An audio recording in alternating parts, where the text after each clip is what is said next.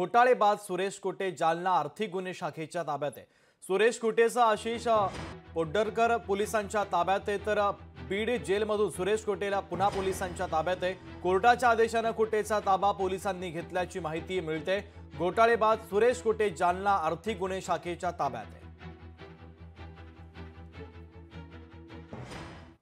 Dnyanradha multi cooperative society या बँकेचे जे प्रमुख आरोपी जे आहेत त्यांना आज रोजी माननीय न्यायालयाच्या आदेशानुसार आज रोजी त्यांना ताब्यात घेतलेलं आहे।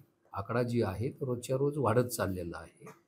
ज्यावेळेस याचा पूर्ण तपास होईल, म्हणजे त्याच्यात किती लोकांनी किती रकमेची फसवणूक झाली हा निश्चित आकडा त्यावेळेस सांगता येईल। त्याच्यामध्ये सुरेश कुटे आणि आशिष पाटोदेकर हे जे आहेत हे प्रमुख दोन आरोपी आहेत।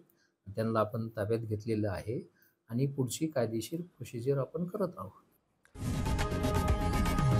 लोकशाही मराठी ऐका, पहा, जागरूक रहा।